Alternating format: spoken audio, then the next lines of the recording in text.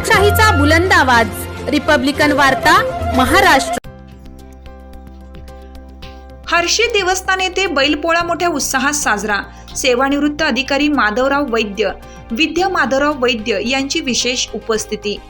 यवतमाळच्या पुसद तालुक्यातील पुसद उमरखेड रोडवरील प्रसिद्ध हर्षी देवस्थान येथे दरवर्षीप्रमाणे याही वर्षी बैलपोळा साजरा करण्यात आला। जगाचा पोशिंदा शेतकरी वर्षभर आपल्या शेतीच्या दैनंदिन कामामध्ये आपला सखा, सहकारी, शेतकऱ्याचा मित्र, शेतीच्या कामांमध्ये ज्याचे अनन्यसाधारण महत्त्व असणारे शेतकऱ्याला आपल्या मेहनतीने, कष्टाने शेती कसून पेरणी व शेतीची सर्व कामे करणारे म्हणजे अर्थात बैल।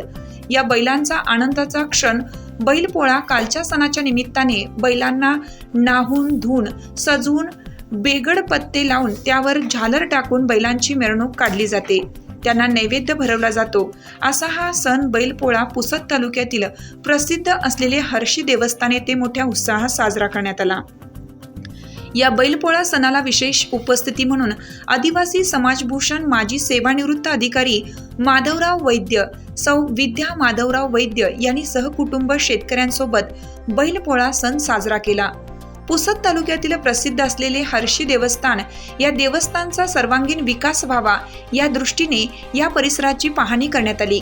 तसेच हे तीर्थक्षेत्र म्हणून कसे विकसित होईल यासाठी आपण सर्वतोपरी मदत करण्यात असल्याचेही माजी सेवानिवृत्त अधिकारी माधवराव वैद्य यांनी याप्रसंगी बोलताना सांगितलं। यावेळी देवस्थान संस्थेचे अध्यक्ष विजयराव पाटील, कोषाध्यक्ष व्यंकटेश टारफे, उपसरपंच ज्ञानेश्वर भाग्यवंत, मुळाकार महाराज, संतोष महाराज, देवीदास डाखोरे, लक्ष्मण टारफे, विक्रम मारकड, संदीप आढाव, रमेश खंदारे, रवी कोरडे, सुभाष टारफे, सुदर्शन टारफे, पांडुरंग मुकाडे इत्यादी बांधव उपस्थित होते। रिपब्लिकन वार्ता न्यूजसाठी विदर्भ उपसंपादक राजेश ढोले, यवतमाळ।